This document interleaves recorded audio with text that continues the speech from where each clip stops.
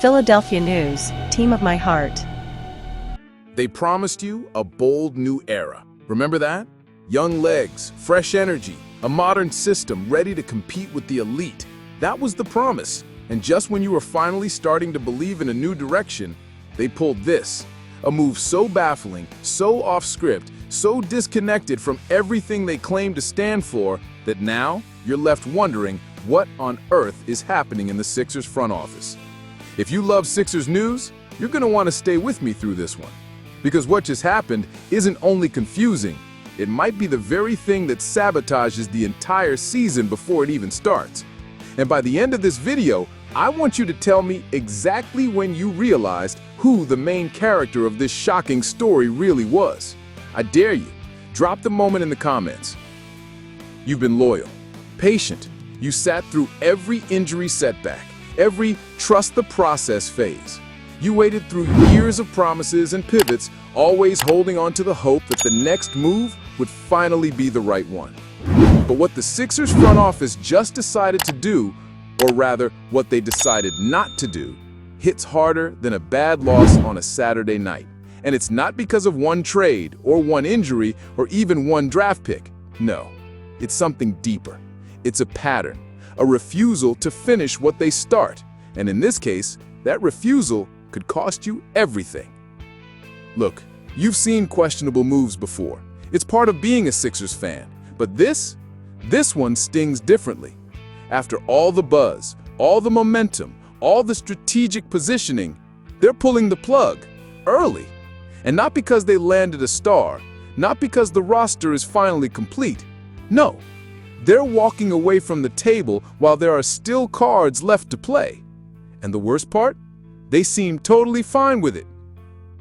You've been hearing the same script for years. We're building for the future. We're staying aggressive. We're not done yet. But this summer, those words rang hollow. Because even though they made some sharp moves, yes, there were some solid pickups. What they just did flies in the face of all that talk. Re-signing two players whose best days are clearly behind them? That's not building for the future. That's clinging to the past. And you know what hurts the most? It's that they had the perfect window, the flexibility, the cap space, the draft capital, and you, the fan base, fired up, re-energized, hungry for meaningful basketball again. All the pieces were there to push for something real, but instead of chasing that potential with urgency, they just stopped. You're probably asking the same thing I did. Why? Why cut the offseason short when there are still glaring holes in the rotation? Why ignore clear needs at both ends of the floor? Why go quiet when the rest of the league is making noise? And more importantly, why act like this is fine? Let's be honest. You've seen this play out before. The team looks good on paper, but when the lights go on, the cracks show. And this roster? It still has cracks. You don't have to be a scout to see that. From the lack of reliable wings to the inconsistent bench production, there's no way this is a finished product. And yet, they're treating it like one. This is where the frustration really sets in. You were promised accountability, a smarter front office, a new voice leading the way. But what this decision screams is something else entirely: complacency. And if there's one thing you can't afford in today's NBA, it's standing still while others are moving. Think about the moves other teams made. Think about how every contender used the offseason to sharpen their edge. Meanwhile, here you are, still waiting, still hoping, still watching as the Sixers once again settle for just good enough. And don't even get me started on that free agent they let walk. You know who I'm talking about. A perfect fit, strong presence, the kind of player who actually moved the needle. And yet, instead of locking it down, they let it slip away for nothing. Zero return, just gone. And now, there's no one else coming. What makes this even more painful is the silence. You're not even getting a real explanation, just vague reports, lukewarm statements, and a whole lot of, "We'll see." But you have seen. You've seen how these choices play out, and you've felt the fallout. You and I both know this roster, as it stands, isn't title ready. not without more shooting, not without stronger defense, not without a bench that can hold its own when the stars rest. And don't let anyone fool you. This league doesn't wait for anyone. You're either all in or you're out. And right now, it looks like the front office is somewhere in between. You're probably wondering how we got here. After all the buildup, all the posturing, all the talk of one more piece. It turns out that piece wasn't even pursued. They've called it off, packed it up, and the clock hasn't even hit July's midway point. And the fans? You're left once again to make sense of it all, to rationalize, to hope that someone in that building still knows what they're doing. But you shouldn't have to hope. Not now, not after everything you've been through. You deserve clarity. You deserve action. And above all, you deserve a team that wants it as much as you do. So here's where things stand. The front office has effectively closed the book on the offseason. Unless an unexpected trade comes out of nowhere, the Sixers are moving forward with this group. Yes, this group. And if that doesn't raise a few alarms in your mind, it should. But here's the challenge I have for you. Can you figure out who this entire story is really about? The key figure, the one that flipped this offseason upside down. Watch closely, listen to every clue, and when it clicks, drop it in the comments. Let me know when you knew. Because once you see it, you won't unsee it. Now here's what's going to really test your patience. Not just as a fan, but as someone who cares. You care about this team. You wake up checking Sixers news. You follow every trade rumor, every injury update, every G League signing. You've watched the building blocks fall into place year after year. But when the front office pulls a stunt like this, what does that say about how much they care? Because to you it's personal, but to them, lately it just feels like a math problem they stopped solving halfway through. You're smart enough to see the pattern. The front office will show just enough ambition to keep you believing, but when it's time to close the deal, to be relentless, they hesitate. And now you're staring at another half-finished puzzle. Some impressive young names, sure, a few proven veterans, but no urgency, no final push, just a shrug and a press release.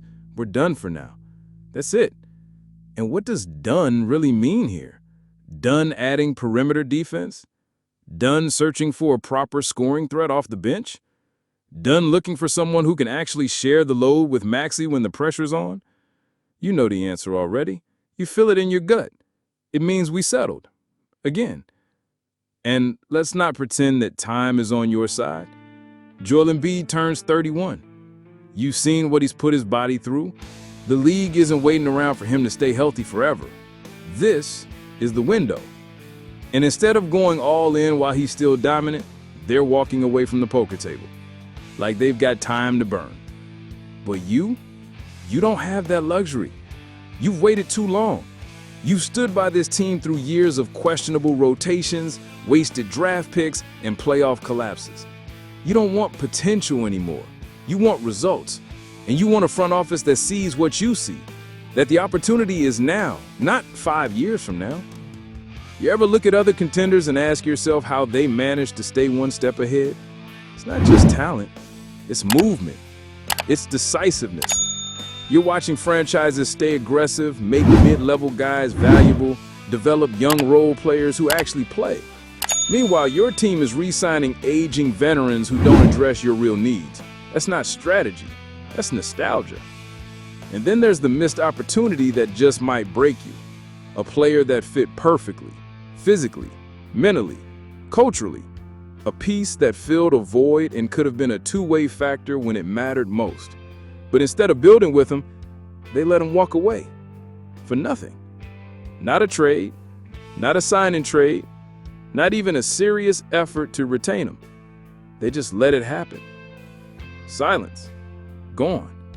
You're not mad because it was unexpected. You're mad because it was avoidable. You trusted the reports.